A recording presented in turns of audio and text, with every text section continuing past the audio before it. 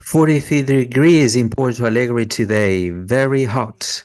We're going to talk about neoliberalism and victims. I think that today it's a great day to talk about it, and I'll give due to this great climate event. So we are going to start this roundtable, neoliberalism, capitalocene, and its victims. Diane, thank you very much for your availability. Thank you for being with us. Thank you for accepting our own invitation, Jan, to have this great conversation together and to deal with the issues that you research. Thank you very much. Thank you. It is me that I'm thankful. Thank you, Carolina, and thank you to all the Lupa members. Thank you to those that work in for the memory of capitalism. Thank you very much for your invitation. I do admire all the work that you made. I'm really enthusiastic and I'm, well, excited to be here and to learn from you. Well, I do have a very short presentation. Can you see? Yes. Okay. One of the most original contributions when we think about the former Gaúcha Republic, the southern Brazil, affirmed that the agricultural sector was shown as a way for capitalism to be implemented in southern Brazil. She talked about meat, farming, also the dry meat, the cold industry for keeping the meat, and also the transformation in Rio Grande do Sul after the second half of 20th century. Well, this state was under a very tardive capitalism marked by subordination and the centrality and also the colonial inheritance. Well, Pesavento not only was right when dealing with the past, but also she was right when she thought about the present. And unfortunately, we have in front of us quite a dreadful future when dealing with this agro-business. It is an emerging activity that combines political and cooperation interests that transform agriculture and farming in an industry of goods, agro-energy goods, and also commodities that belong to the food system. Inside this scenario, the processing of meat together with monocultures of eucalyptus and soya produce a lot of precarity in agriculture as well as a quicker transformation exploring and simultaneously exploiting humans, animals and environment. Adding to this dreadful situation and adding a little bit of ethnography, the perspective of this historiographer, she is able to analyze how capitalism memories in southern Brazil are engraved and marked in the meat, showing a process that produces violence, racial issues, and deregulation of the environment and labor problems that constitute inequalities to produce this Anthropocene perspective. Therefore, it is quite adequate to have a multi-species perspective able to interact with social and health issues. In Mario Singer Anthropology and Barbara Rico Mauer, this strategy is defined as a different synergy amongst two or three diseases and different health conditions that were promoted and facilitated due to social and environmental conditions, and at the same time made by structural violence as a way that hides the structures of power, inequality, produces poverty, racism, and discrimination that finally have an impact on the well-being of impacted populations. Beyond that, with a multi-species approach by adding Kirk and Stephen Hart, both anthropologies allow us to expand our perspective of the impacted population beyond humans, including in the first layer of ethnography, animals, microorganisms, vegetation, minerals, the atmosphere, the land, all of them with this biographies and their political role to play. And finally, the idea of a capitalocene allows us to have this presentation.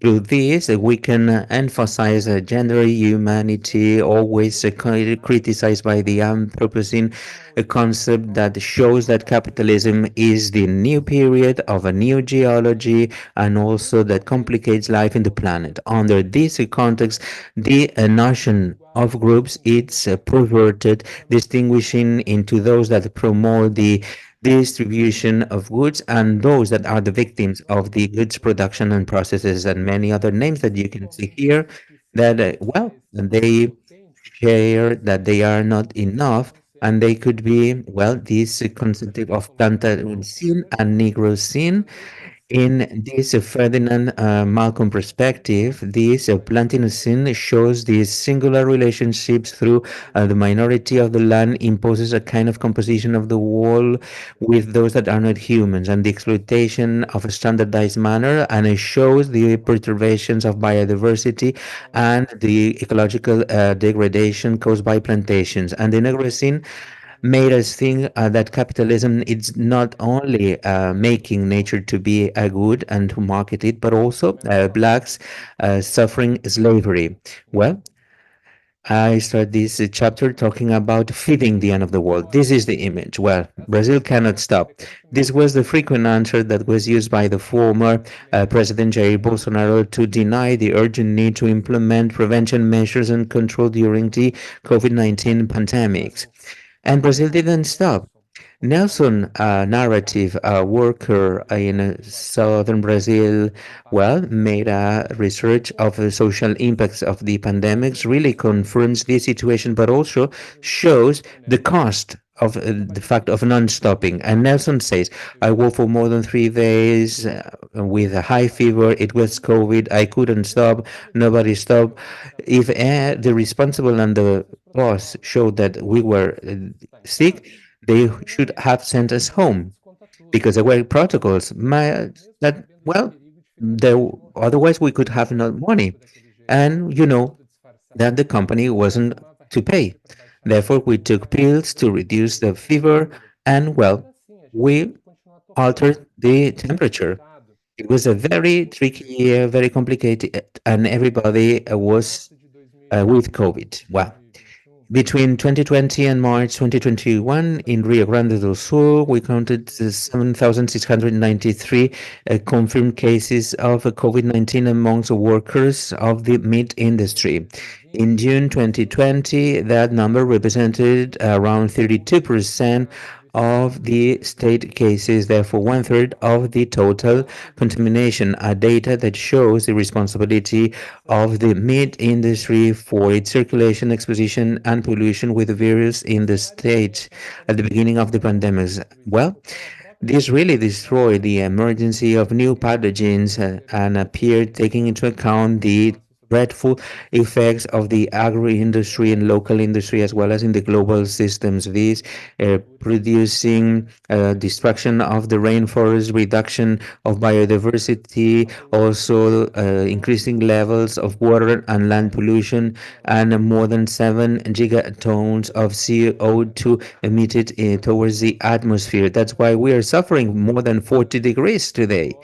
And we suffered loads of rains and cyclones that we experienced in our state in the last months. Well, Nelson worked cutting meat in a refrigerator zone in a city in the hinterland of Rio Grande do Sul, where an international company, American international company, has its plant. In 2021, Nelson showed that has a persistent COVID in the body and underlined that how the work was intensified since the beginning of the pandemic, increasing the level of precarity in the sector. So, labor, injuries, psychiatric alterations, pollution with the chemicals and biological products, diseases due to the immunology vulneration for the forced working conditions. This is something that we can constantly see in the refrigerated industry. Some workers have other diseases, such as the case of the indigenous people. This situation described by Nelson, it's not surprising. 2020, Brazil is one of the most stressful frameworks of the history of meat. During the pandemic, the country experienced an increasing level of 10% on poultry, pork, and beef meat exportations, reaching the highest rank in the world. Therefore, Brazil led this sector, and it was boosted by strategies with extra time of work and shorter breaks. Also, it was imposed not to use the toilets, and Nelson and the colleagues couldn't drink water for not to go to the toilet to pee during work time. And the records of meat production during the pandemic also showcase a powerful situation. For more than 2 decades, Brazil, well, had to face this problem of food security. It is a terrible situation. We can see these kind of images that really are very violent. People are looking for bones to have something to eat. Well, in opposition with the export levels made by the agribusiness, some researchers showed that the prices of basic food, mainly beef, increased in Brazil. This situation made that Brazilian people not to have access to more proteins and food, and the agro sector has as a goal not to produce in a democratic way food, but also to take advantage of prices. Nelson and many other workers belonging to the industry, well, they had to die due to the virus and hunger. And in the end, well, the owners and the belongers of the capitalism of the agri-food sector, Ayrton Krenak, one of the activists, if agri-tech, agro is pop, agro is everything, then this calamity that we live today in our planet can make the agribusiness to pay for the final ticket, right? In reality, what is feeding is the end of the world, this agro sector. Well, how can we make animals to be a raw material in this agro industry? It's everything based in monocultures that weaken and also reduce the natural biological barriers, something that can speed the pollution. So animals belonging are sorry. This standardization goes beyond genetics.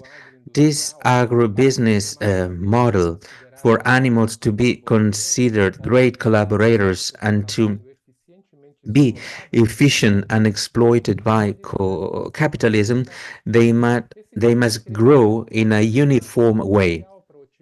This standardized model is vital to satisfy the quality benchmarks for animals to be a commodity. We do have a standardization of global markets, and the bones must have a specific amounts of fat and muscle to have a uniform product. And on the other hand, the production lines, therefore the refrigerator plants, are asking for this uniformity. The bones and the meat, they have to get a specific weight for the lines to support the weight, and not everything is standardized. The movements of workers must be also standardized, as well as the times and breaks works that do not fit in these standards. They are very problematic for the treating plants. The same for to produce these the bones that are do not adapt to the treadmills, therefore, and to the lines, and it's not feasible. This simplification of life that shows this emerging the agrotech. This is the motto promises to fit this world that is under hunger, but in the end, well, the only thing it is to optimize the benefits through genetics and human labor that is always more precarious. In Procopolis, Alex Manchet, an anthropologist, analyzed how the in the US they change the body of Latino migrants through this repetitive work. Therefore, workers they are specialized on different specific parts of the pork, And this manipulation and handling changed the human bodies marked by the physical injuries of work. Humans and porks, porks and capitalism and humans, they are all together in the slaughterhouses creating a new commercial anatomy for porks and the rhythm of industrial capitalism through repetitive movements that really standardize the cut of the meat. Well, but this goes more farther, as Blanchett says, how we can strengthen the human work through the animalization and medical tests. They classify bodies between tendons and muscles, helping the industry to automatize the abilities that combine human abilities and pork skills in the slaughterhouses. After Blanchett, this process marked a situation for many decades of efforts to extract more value of the pork bodies, and now it's going towards how the human body is organized in order to improve the industrial space to produce more meat.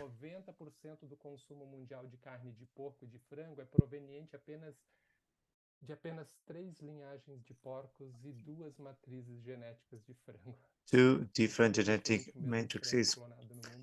It's like clone chicken. This homogenizing creates mass contamination, frequent use of high doses of antibiotics to ensure the short life expectancy of these animals till the slaughtering. The role of veterinarians in this sector is a contradiction. It focuses on keeping animals alive for the right time to reach a weight that is profitable, and the emerging system of animals, especially pork, is not metabolizing the complex of medicines and supplements that they consume. As a result, important part of the waste is eliminated through this feces and urine. An example of blanchisses that reflects the current reality in Brazil. It's waste management in confined areas. In these confined farms, yeah, lakes, and they are used to store the feces of the pork. It also contains high concentration of antibiotics and other substances not absorbed in the pork tongue. The amount of urine steams the residual drugs that are scattered. These can eventually reach local animals and people. It penetrates through the skin of the bodies. The dry part of the feces is carried out by the wind, and it's inhaled by the workers and the neighbors. In Brazil, the situation is even more complex. Some pork farms are built up uh, on top of lakes and pools, and fish grown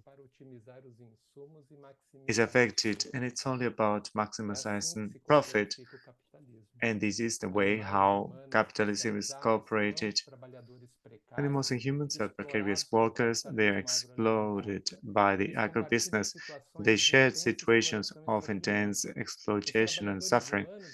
Human workers face extenuating situations in lines of production and environments of low temperature and the constant risk of accidents with sharp objects. At the same time, animals such as porks are subjected to an interrupted work regime 24/7 at the value from pork, and that's why they cannot stop. Porks continuously use their feeding to develop quickly their fat and muscle, so they are seen as workers of the month.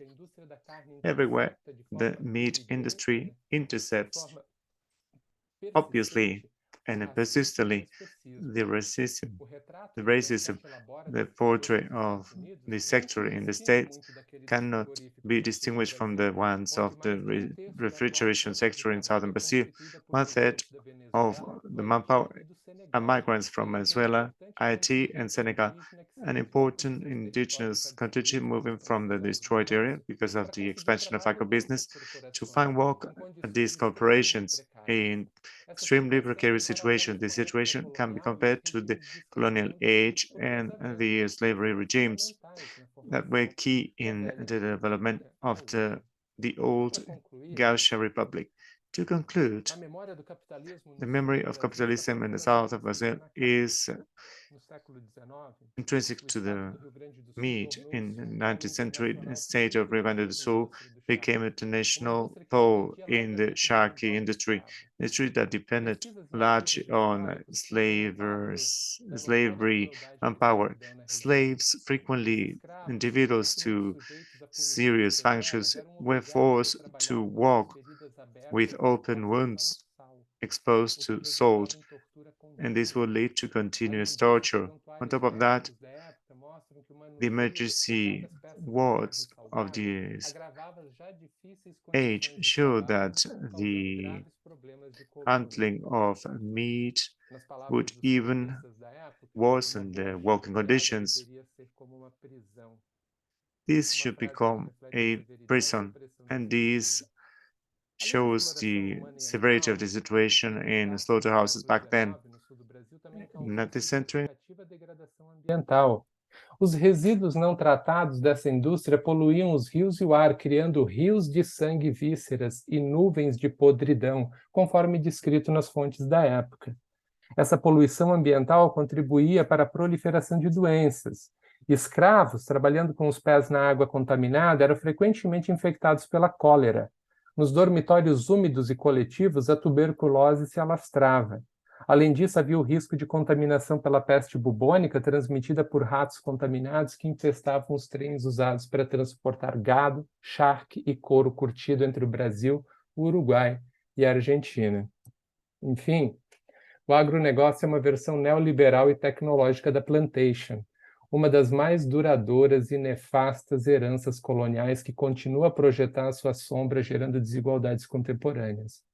Se no passado o processo devastador de colonização e expropriação arrasou populações locais e paisagens naturais, hoje as tecnologias de manipulação genética transformam os países destroyed local populations and natural escapes. Today, genetic manipulation technologies transform countries, the most poor countries, in vast and profitable transgenic plantations in animal confined farms, and this leads to risk and vulnerability. Is unequal imbalance leads to precarious ecology, highlighting the action of a racial capitalism where Black, indigenous migrants are getting to alarming levels in the exposition to toxic substances. In the past and the present time, the racial exploitation, precarious work, and the production of bad ecologies creates a complex memory of capitalism in southern Brazil that is deeply rooted in me today. Thank you so much. Your presentation emphasizes what in the field of history is talk about, well, the genealogy history. It's about transportation, hybridization in this non-specific perspective, deeply rooted in this memory that you shared with us. I will make more remarks later on, but thank you so much for your presentation. And I'd like to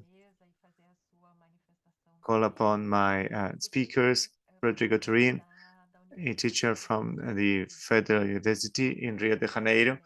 Thank you so much to you as well for being here today and for accepting our invitation to take part in Memories of Capitalism.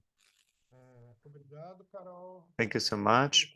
Thank you for the invitation, Fernando and colleagues and the whole Lupa team. It's a pleasure to take part in this event. Since yesterday, I've been very happy with the presentations. I will now share my presentation. Can you see it on the screen? Yes, we can. Well, I'd like to present to you, based on what was shared and my research my project research. It's about the memory of capitalism and the capitalocene today. The memory of capitalocene, it's about the future image, not so much about the past. If we think of the capitalocene as a way to name a deep change in the climate regime in the planet, it will create a new climate system, a new planet system, new ecosystems, and others. Capitalism, how can we talk about it? How can we temporalize it based on this experience? It will depend on this dimension of the temporalization, historicities, and how they will organize.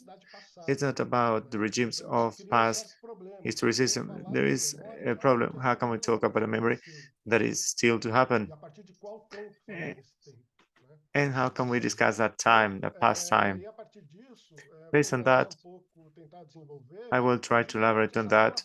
And it's about the relationship that I think is one of the contemporary conditions in the potential emergence of new regimes of historicity that encompass the experience of the climate disaster and how in these historicity regimes we can draft new memory grammars.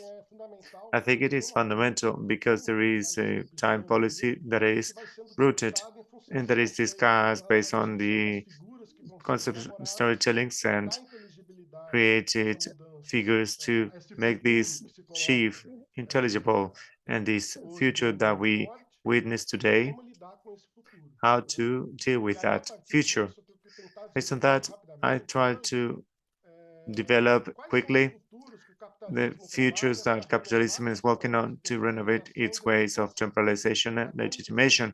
Main question that I'm posing today, how capitalism will renew itself if it can reinvent itself before these new conditions of housing on the planet.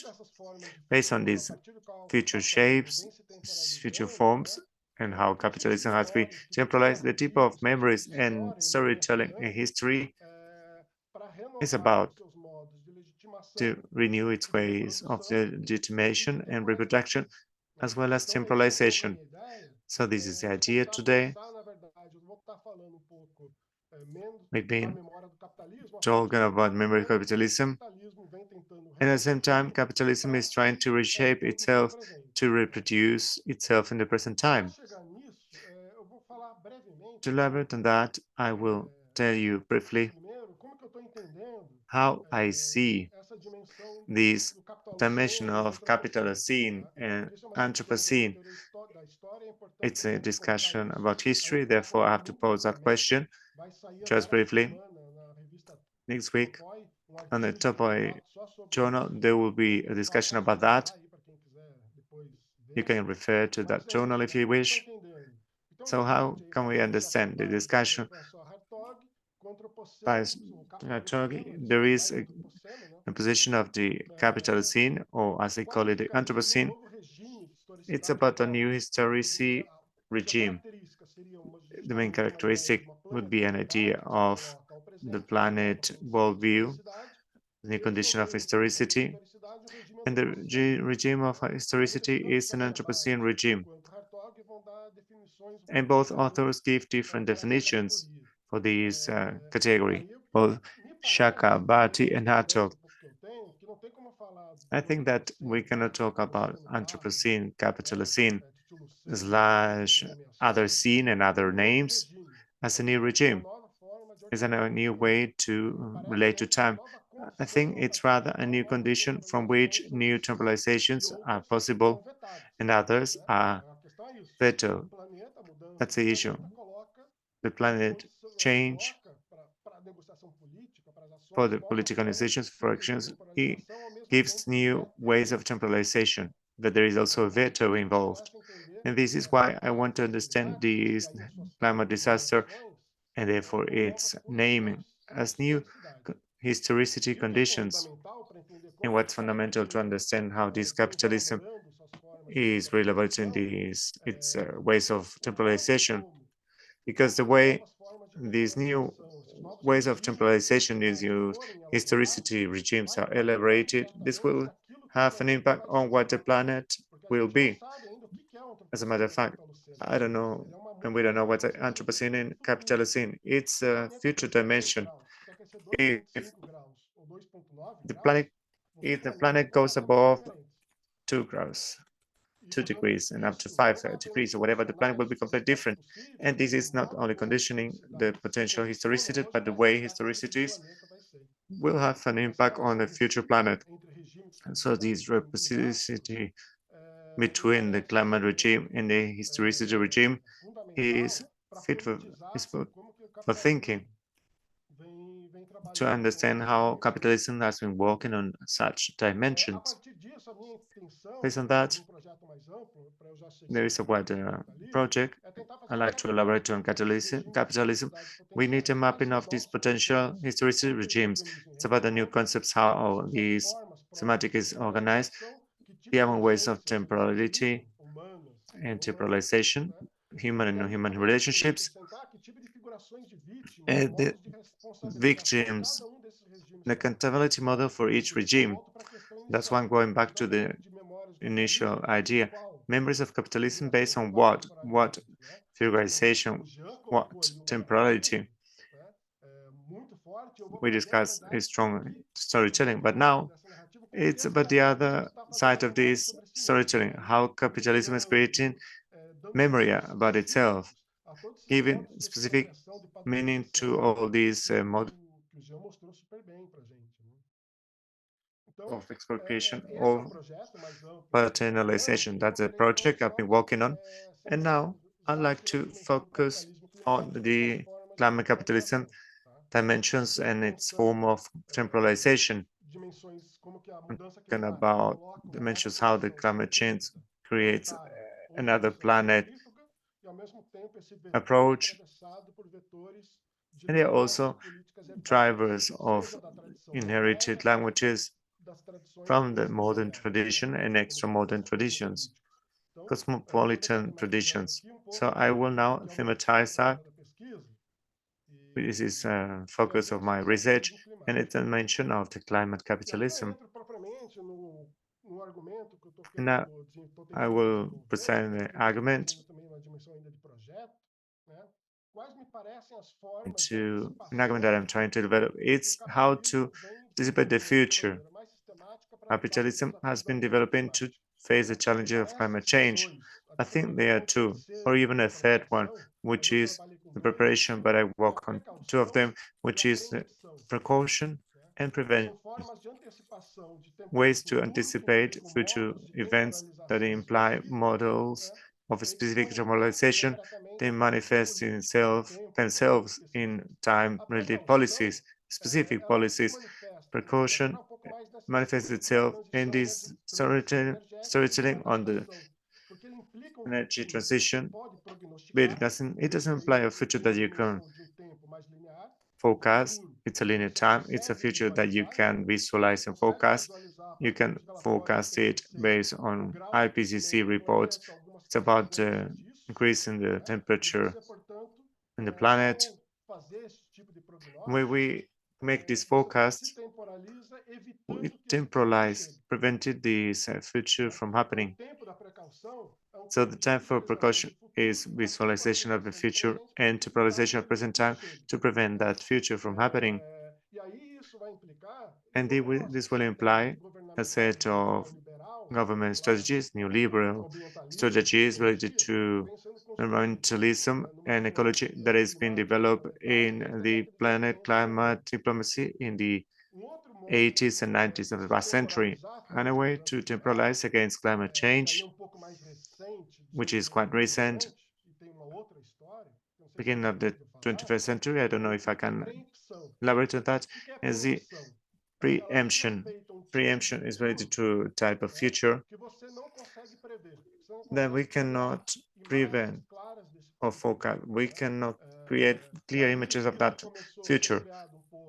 And that was created based on the war against terrorism or against bioterrorism. So the enemy is no longer seen as an identified agent, can be found anywhere and it can attack anytime. So we cannot visualize that future specifically.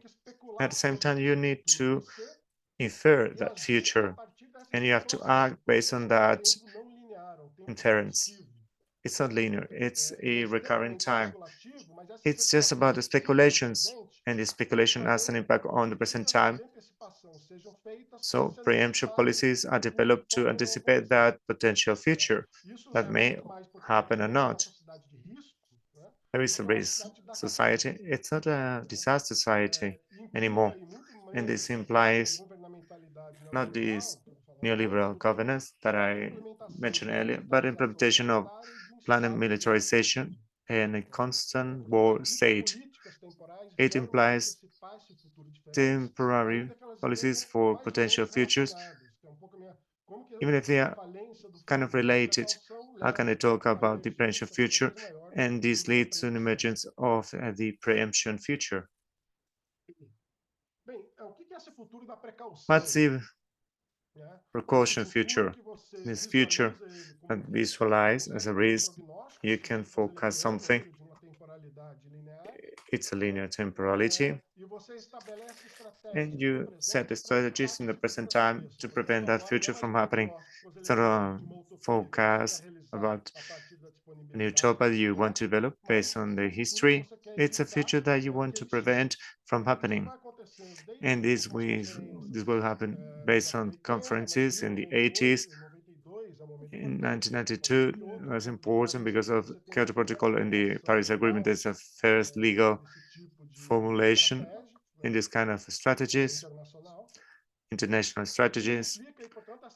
And this implies this internalization of ecological conditions in the circuits for capital accumulation, equity accumulation, including nature, ecosystem dimensions, not only as an external nature, but as an element for production of what's called by some economists in the 80s, the natural capital or natural equity, the stock of natural resources, renewable and non-renewable resources, wildlife, soil, and minerals to benefit human-related services, the systemic services. The conditions are internalized, nature is internalized in the flow of the neoliberal capital for services and service provision. Therefore, this will develop based on what happened in the 80s, based on the concepts of this semantic network, semantic neoliberal network, and working that takes on the adjustment, resilience, renewable, sustainability, and energy transition. Some concepts were organized specifically, organizing this kind of temporalization that derives from this idea of progress, development, personally to a new type of temporalization, which was analyzed yesterday, which is only about the present time, not so much about the future. And together with these concepts, some tools were developed, some governance tools like the carbon market, the good practices in the carbon market. You take an aircraft from the airline, there's an offset for carbon, there's a carbon credit. At the same time, you feel that you are contributing to the climate. It depends on a continuous promise of technological advancement. This US Secretary of State for the Environment said a few months ago that that 50% of the necessary technology is not there to keep the temperature below 2 degrees. We will have 50% such a technology, but we will manage. And we don't know whether this future will take place or not. And this time implies this constitutional idea that will imply the idea of planet sovereignty. Lula spoke at COP in an interview, and he said that we need a planet governance that does not depend on national measures. So measures can be quickly implemented to prevent the planet from warming. These surveillance measures the creation of these tools based on a planet governance that is being developed, and that's at least a horizon that they are forecasting. To give you some examples of these precaution measures, is how this disaster future, this utopia, is seen as an opportunity to expand the present time without time boundary. That's the dream of the new ideology, the new storytelling of capitalism. There is a time, there is the prophetic time dimension. Failing in the future, it's a capability of failing, for example, the offsets in the carbon market, the issue of deforestation, all these failed promises. When these promises fail, it seems that they are renewed, and it seems that the next one will be realized. So it's about future failing. And this is an important way in which neoliberalism is developing itself. To give you an example about this expression of this language, how it is being developed, I'll give you an example. Example I'm working on. It's a future tree. Árvore do Futuro. This group of youth, they work on the journal, which is newspaper, which is Gazeta do Povo. It's a movement. It's not a company. It's a movement on social media.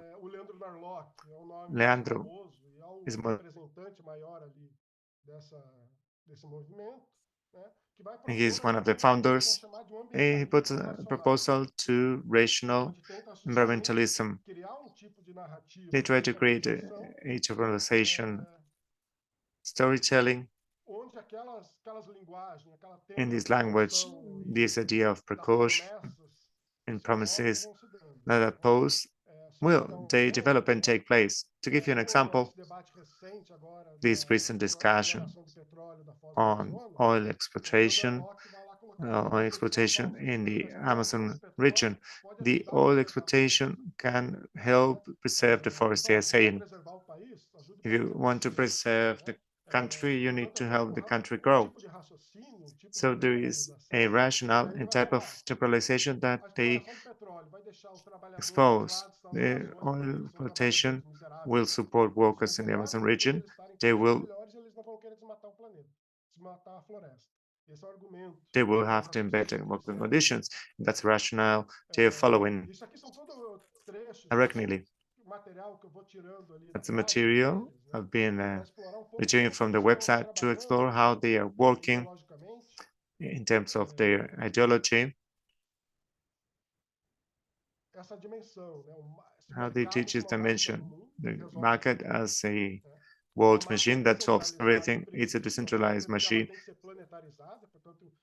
unpredictable machine. It's a planet sovereign that is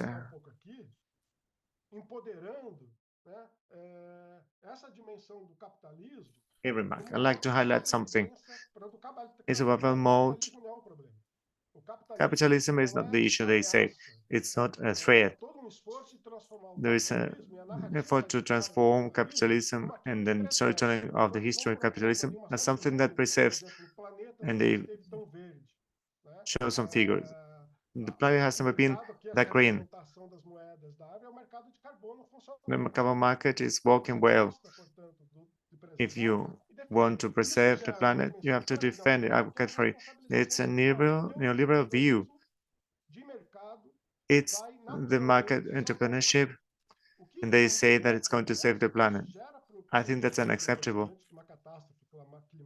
After today's appalling climate disaster, I think that's incredible. Shouldn't happen.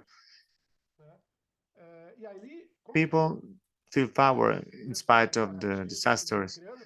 And behind these storytellings they are creating, there is a new philosophy of the coin history with some authors that say the new illustration. I don't see the chat. If you make any comments, let me know if you write something on the chat. You still have 5 minutes left. This is New Philosophy History. Pinker is the author, as one of my authors, but there are many authors talking about the new illustration. This illustration creates something, how the climate disaster has created new history philosophies on the side of capitalism. The history philosophy comes back, and author of this history is the human beings as a species. And the main suggestion is rational and optimistic environmentalism, and this rational romantic environmentalism, one by Greta, and I'm joking about it. This strength of the storytelling is don't hurry. It's don't focus on the issue, don't focus on the problem. It's not the agitation time that they see, which is very strong. If you access the website, they have solutions for anything and everything. If you see what happens with the climate, it seems that you can find answer for everything. You won't have any problem. You won't focus on the problem. And that's one of the strongest strategies behind this storytelling. And it's got a political impact because now the climate anxiety is endemic amongst the youth, and their audience is the youth. That's the issue. What types of victim this temporalization has, these history philosophies have? If you access a website, there is no victimization. Not at all. That's a quote by Steven Pinker in the chapter of environmentalism, based on the book. The industrialization has been born for humankind. It feeds millions of people. It doubles the life expectancy. It reduces extreme poverty. Empowerment of women, literacy, any cause in terms of pollution must be assessed based on these benefits. There is sacrifice, but still good, based on this quote. So you can see some type of memory and storytelling that is taking place based on optimism. If we are experiencing disasters, what they offer is this kind of open relationship, optimal relationship in terms of the future. And individuals do not need to be accountable for it, or they are considered entrepreneurs. They are non-human victims, and they are seen as beneficiaries of this temporality. They rescued this idea when the oil was discovered. They celebrate discovery of oil, so the advancement of fossil fuels, and they say they will rather preserve species and not reduce them. Today, we have more livestock in Brazil than people. There is no animal extinction based on that. There are more human beings than in the past, and then this creates a memory of capitalism without victims. This is an interesting element to understand the ways of politicization. And to finish, the utopia for this kind of temporality and speed a potential future. A partir desses instrumentos do mercado de carbono, a partir da inovação tecnológica, a gente vai chegar no momento que vai dissociar os efeitos ambientais climáticos do crescimento econômico da produtividade. E, portanto, você vai chegar no nível de avanço histórico, onde essa produtividade vai poder andar infinitamente e o planeta vai poder ficar estacionado num estado de conservação perene, né? E aí o manifesto ecomodernista, e aí esse grupo Árvore da Vida é um representante desse manifesto ecomodernista, né, do Breakthrough Institute dos Estados Unidos, se coloca. Então tem uma utopia, mas a utopia não é implica evitar esse futuro, né? A dissociação é evitar o futuro que está sendo produzido e acelerado cada vez mais com o aquecimento climático. E aí só, né? A gente acabou a COP agora, 28, ninguém mais está acreditando que a gente vai precisar conseguir ficar com 1,5 graus. E para finalizar mesmo, a minha questão é como que a falência desse tempo da precaução cada vez mais vai levar o tempo da preempção, que é um outro tipo de temporalidade, que implica ali outro tipo de governança, de governamentalidade e de temporalização completamente diferente e muito mais sério, né, que daí está presente em bioengenharia, geoengenharia e por aí vai. Mas é isso, depois eu posso falar na nossa conversa para deixar um tempo aí para o debate. Muito obrigada, Rodrigo, pela tua intervenção. Essa é uma mesa bastante difícil, né? Como difíceis são os nossos tempos, né? São assuntos que são realmente, enfim, nos sensibilizam sobremaneira e pensando não somente na perspectiva de um diagnóstico, mas também nas possíveis respostas que estão sendo colocadas para esse próprio sistema em relação aos problemas que ele criou, né? Tem um elemento que me parece fundamental da fala de vocês dois e que repercute, em partes, a argumentação trazida ontem pela Ana Carolina Barbosa, que é essa dimensão da abstração presente no capitalismo, né?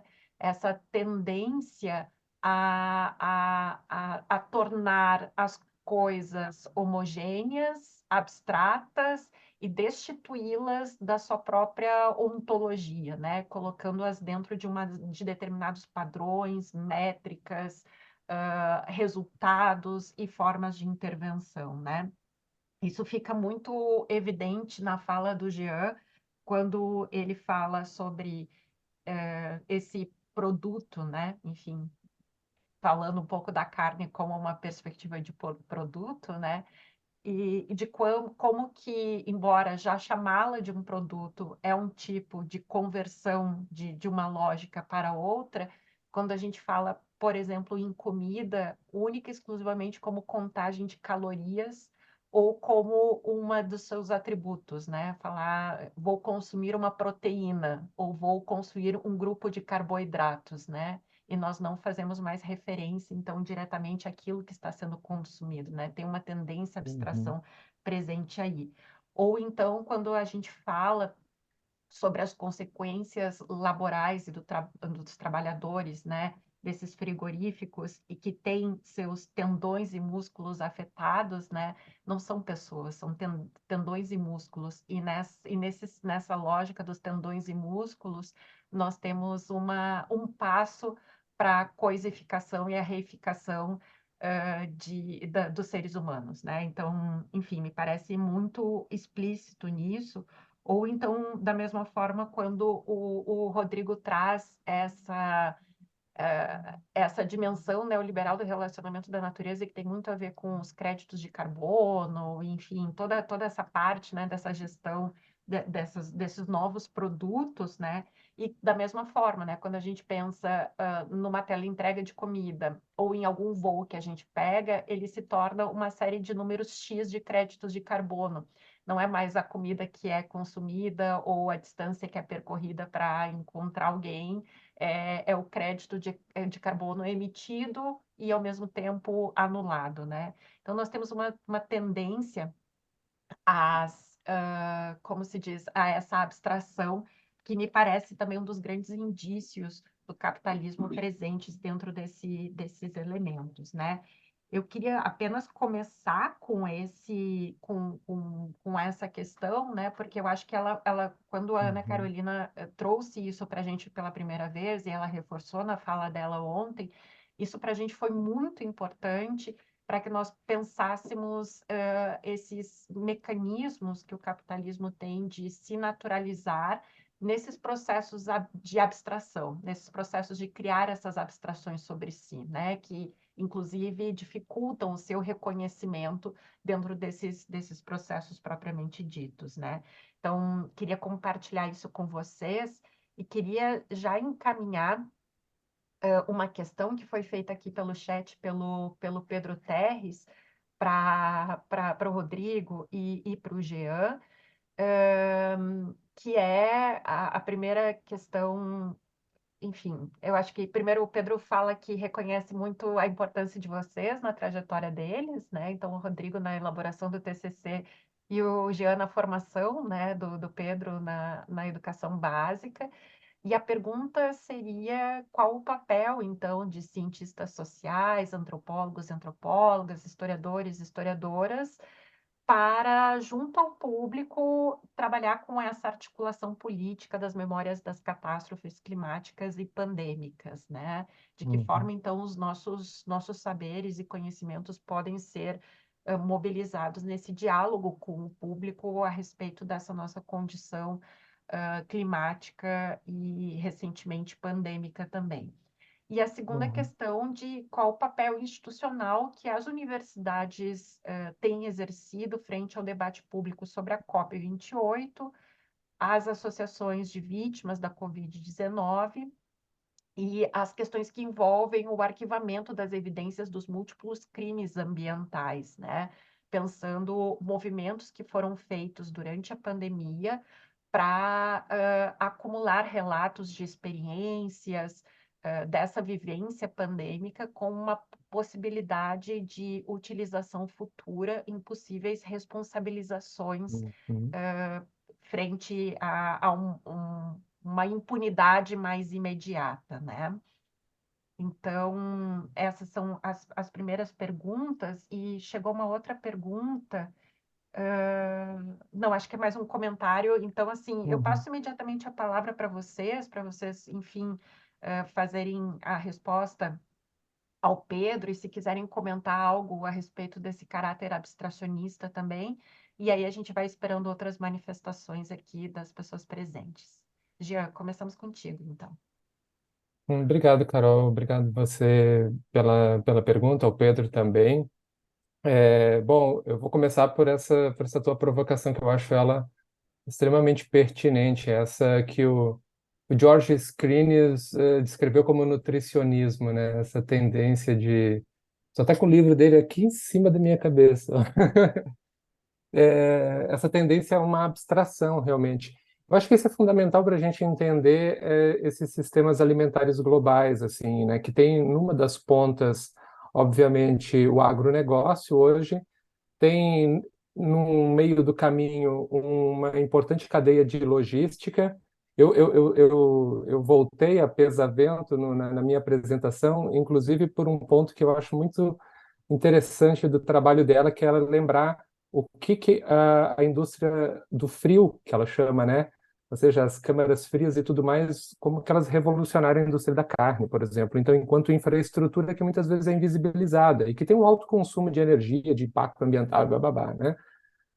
Então tem esse meio, e tem a outra ponta, que é o supermercado, né? Então, as cadeias globais de supermercados fazem essa relação do agro à ponta final desse consumidor. E aí tem uma coisa que é fundamental, porque de fato hoje a gente não come mais um alimento completo, sabe? Ou principalmente a gente não planta mais, ou a gente não cria mais um alimento completo. O que o agronegócio faz? Assim, o agronegócio vive dizendo que alimenta o mundo. O agronegócio não alimenta o mundo, porque o que ele planta a gente não come. Ou vira energia, ou vira matéria-prima de ultraprocessados, porque o que ele produz é matéria-prima altamente versátil e lucrativa. É soja, é milho, basicamente, né? Claro, tem outros cultivos, mas, por exemplo, o que é a base da alimentação brasileira, arroz e feijão, caiu mais de 70% os cultivos nos últimos 30 anos. Assim, a gente é insustentável nesse tipo de alimento, ou seja, a gente não planta mais feijão para dele extrair ferro, por exemplo. A gente planta soja, moe a farinha de soja, adiciona sal e ferro, e você tem um alimento em ferro, sabe? É isso, né? O ultraprocessado faz isso, você reconstitui a partir de uma matéria-prima que é fácil de transportar, que dura anos na prateleira do supermercado, ou seja, né, tem um desperdício muito pouco dessas cadeias e assim por diante. E a gente faz isso, então a gente injeta essas moléculas, né? Então a gente foi domesticado a essa coisa, né? Quem de nós aqui não para às vezes na prateleira do supermercado para ver quantas calorias, quantas proteínas, quanto carboidrato tem, né? Porque a gente não está pensando no alimento e nas combinações, né, dele dentro de uma dieta. A gente está pensando a molécula isolada. E assim a indústria ganha horrores, né? Porque imagina, ela perversamente ela não mente, mas ela te engana, porque ela vai dizer o seguinte: olha, tem uma pesquisa que mostra que a gordura com ômega 3 é boa para o coração, que já nem é mais tão verdade assim, né? Mas, bom, ela é boa para o coração. Pois é, essa margarina tem ômega 3, então ela faz bem para a saúde. Então, por causa de uma molécula de ômega 3, tu entupiu o teu coração pro resto da vida comendo aquele pote de margarina.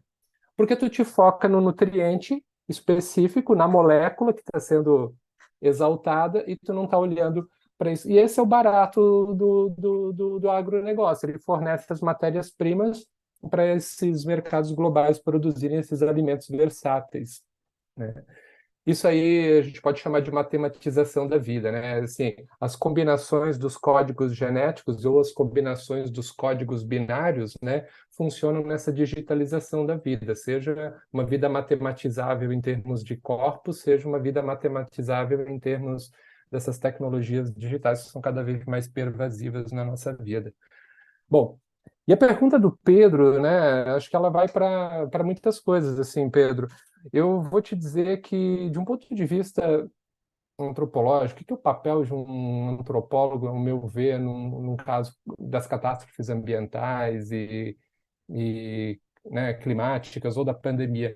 Bom, primeiro que normalmente a gente tende a tecnocratizar esses eventos e coloca ele dentro de grandes categorias descritivas em nível global, né? Então, assim, qual é um índice, um indicativo de mudança climática? É um aumento de 1,5 graus na temperatura média do planeta. Mas o que isso representa concretamente na nossa carne, né?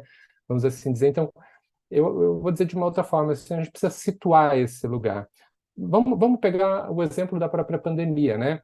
Eu acho que, assim, a gente, de novo, viveu mais uma vez uma pandemia patógeno-centrada, ou vírus-centrada nesse caso, né? E especialmente os que mais interessam normalmente são os vírus, né? O vírus é um tipo de patógeno VIP, né? Very Important Pathogen, né? Porque assim, as lombrigas que afetam a gente recalcitrantemente aqui desde o tempo colonial, isso não importa para a saúde global, né? Então, assim, importa vírus. Vírus é um negócio que chama a atenção das políticas de saúde global. Mas, principalmente, tem uma coisa dessa supercentralidade que os patógenos e os vetores têm nas políticas. Eu acompanhei as epidemias de dengue, chikungunya, né, desde 2013, e as políticas no Brasil se resumem basicamente a matar mosquito, sabe? Sendo que, na verdade, o mosquito não é, digamos assim... Bom, o mosquito ele transmite a doença, beleza. Ou te transmite o vírus que pode te adoecer, né? Mas ele também é um bom indicativo de racismo ambiental. Assim, veja aqui em Porto Alegre. Aqui em Porto Alegre tem armadilhas para coletar informações sobre mosquitos. Estão espalhadas pela cidade e mostrando em que áreas da cidade tem mais mosquitos. Se vocês entrarem agora no mapa da prefeitura chamado Vigia Dengue, vocês vão ver que a área que não tem mosquitos nessa cidade é a do Moinhos de Vento. Mas se vocês olharem bem mesmo, vocês vão ver que não é que não tem mosquito, não tem armadilha para catar mosquito no Moinhos de Vento. Isso é racismo ambiental, sabe? E aqui no Moinhos de Vento tem os containers para coletar lixo, resíduos, desculpe, né? Aí não tem em várias porções da cidade onde tem mosquito. Aí a prefeitura diz o seguinte: mas aquelas pessoas não cuidam do lixo, daí cria mosquito, sabe? Mas elas não têm as mesmas condições de infraestrutura, né, de que outras partes, sabe? Então a gente começa a enxergar esse tipo de coisa. A outra coisa, nesse sentido, que é assim, a gente teve um conjunto amplo de políticas para... Isso até que o Rodrigo falou, assim, essas tecnologias da biossegurança que super exaltam os patógenos e conseguem mapear os vírus e conseguem fazer a sequência genética deles muito rapidamente, tudo isso é muito fantástico. Só que quando você olha só para os vírus, ou você tem um olhar super vírus centrado, você não está enxergando, por exemplo, a falta de água nas comunidades. Você não está enxergando, por exemplo, que a população não tinha grana para comprar máscara, que era o empresariado aqui de Porto Alegre, por exemplo, que definia, na época, junto com o Marquesan, se o comércio abriria ou não abriria, muito mais do que aquilo que os epidemiologistas estavam dizendo sobre risco e assim por diante. Você não enxerga essas coisas. Ou seja, a gente tem tecnologias para rastrear esses vírus e tudo mais, e vamos dizer que, desse ponto de vista, uma pandemia funciona de uma maneira mais ou menos igual em todo lugar, porque é o mesmo vírus que atua de uma forma, de uma mecânica mais ou menos parecida quando em contato com os corpos das pessoas. O que a gente passa a não enxergar, e que aqui eu acho que é o ponto de vista de um cientista social, são os discursos, as materialidades e as práticas que produzem localmente toda a diferença nessa relação. O que eu quero dizer é que vírus sozinho não faz pandemia, sabe? É preciso pensar que há um conjunto de materialidades, de discursos que performam uma pandemia de uma maneira muito desigual de um lugar para o outro. O mundo inteiro tinha o mesmo vírus, só que a gente tinha o Bolsonaro, por exemplo. Isso produz diferença. Então, isso, né, um epidemiologista não está necessariamente levando em consideração. Né? As tecnologias de biossegurança que o Rodrigo falou aqui, elas são ótimas para rastrear os vírus, mas elas não conseguem rastrear os comportamentos de populações que são guiadas por governos negacionistas. Sabe? Então, esse olhar mais pé no chão, digamos assim, dessa multiplicidade desses eventos. Esses eventos não são homogêneos, né? E, bom, sobre a memória, eu vou dizer uma coisa, eu vou te mostrar aqui, ó. Esse livro aqui acabou de sair, inclusive, com um selo aqui do IFCH, que foi muito generoso em coeditar com a gente esse livro. Ele é bilíngue, Histórias em Movimento, Histórias em Movimento. Aqui tem 20 histórias que foram escritas por pessoas que perderam alguém durante a pandemia. São memórias. São pessoas que fazem parte da pesquisa que eu coordeno, da Rede Covid Humanidades, MCTI, e que falavam para a gente, olha, a gente queria um espaço para manter a nossa memória viva, porque a nossa memória também é luta, sabe? E é uma memória que é uma memória corporificada, é uma memória que é narrada por essas pessoas. E, e assim, eu entendo que esse lugar ele é de fundamental importância para tudo que a gente está discutindo aqui também, porque esse lugar de memória mostra o papel ativo das pessoas, né, nesses processos todos, né? O papel ativo, por exemplo, dessas pessoas que são vítimas da pandemia ou que são familiares de vítimas da pandemia, né, nesses processos que vão para além de uma luta por justiça, vão para além de uma luta por reparação. Essas pessoas afetadas, elas são as verdadeiras protagonistas da própria construção da Covid-19, porque elas oferecem para a história da ciência, elas oferecem o difícil testemunho da experiência concreta de uma doença vivida nos seus corpos, né, de uma pandemia vivida nas suas vidas. Então, eu acho que, para mim, o lugar de memória nesses processos é fundamental, porque ele dá, desculpe o trocadilho com a apresentação de hoje, mas ele põe carne a essas memórias mesmo, sabe? Ele põe experiência vivida, né? E esse é um projeto que, assim, eu fico muito feliz, porque mesmo que a rede Covid como um todo tenha produzido muito material técnico, 3 centenas de artigos publicados nos, sei lá, nos melhores periódicos e assim por diante, eu acho que esse espaço em particular de colocar as pessoas dentro como protagonistas, sabe, elas escreverem o livro, elas contarem a sua história, né, isso para mim é de um valor inestimável, assim, porque coloca elas realmente nesse lugar de protagonismo. Bom, e o livro está disponível online na Rede Covid, tá? E está disponível para quem quiser exemplar físico para distribuição. Lá na minha sala, no IFCH, está cheio de caixas com ele. Espero que chegue para vocês também. Tá? Obrigada, Jean. Eu vou possibilitar a distribuição, então, nacional e internacional do livro, também fazê-lo circular. Muito obrigada pela resposta, sim. Turim, tu tens a difícil tarefa em 2 minutos de fazer uma resposta possível, somente porque a gente precisa também fazer um fechamento daí do evento, então eu te pediria se tu puderes responder. Tem uma resposta, uma pergunta, na verdade, que o Lucas fez para ti diretamente no chat, que é uma pergunta bastante interessante, se há algum posicionamento do Árvore da Vida em relação a questões como o incidente da Braskem em Maceió, né? Se eles têm algum tipo de se manifestaram e tudo mais. Então, eu te pediria, daí, se tu puderes juntar as respostas possíveis, um comentário muito breve sobre isso, tá bem? Então, acho que o Jean, eu concordo ali que o Jean falou da questão da abstração, dos papéis, então acho que ele já respondeu, inclusive por mim, ali eu me sinto representado.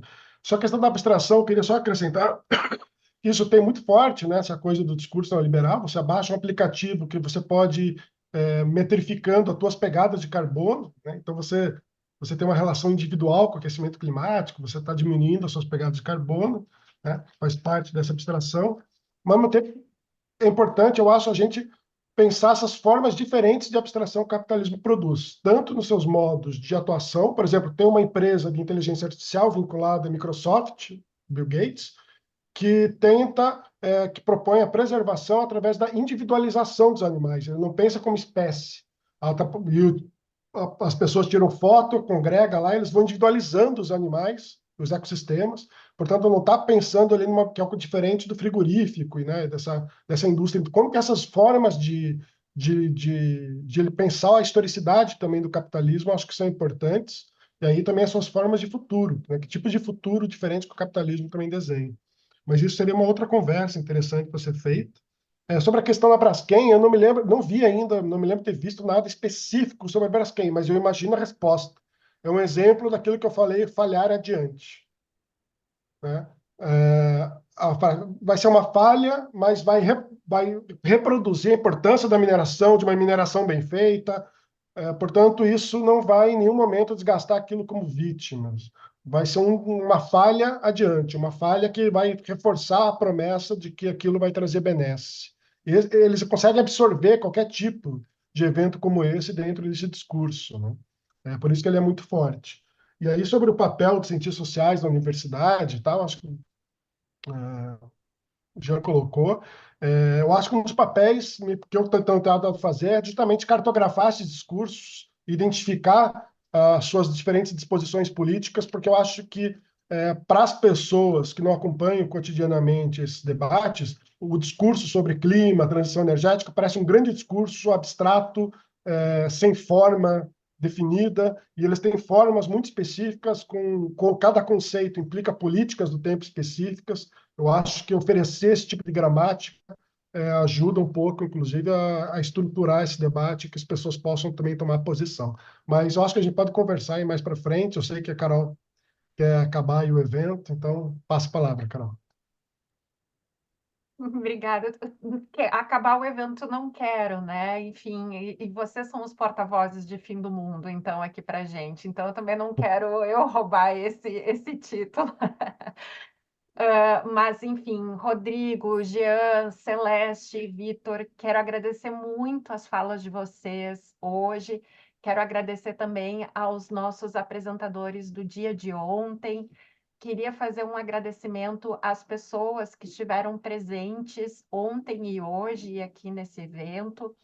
Quero também fazer uma lembrança à Fernanda, que está aqui nos bastidores também e nos auxiliando diretamente de Barcelona com a organização do evento. Saudar ao Fernando também, o organizador enfim, me faltou a palavra, mas enfim, também um dos organizadores do evento e coordenador, saiu a palavra, um coordenador do Lupa pela proposta. Queria também agradecer muito aos nossos intérpretes, Adriá e Sérgio, graças por todo. Muito obrigada mesmo por essa possibilidade de fazer o evento mais compreensível para mais pessoas também.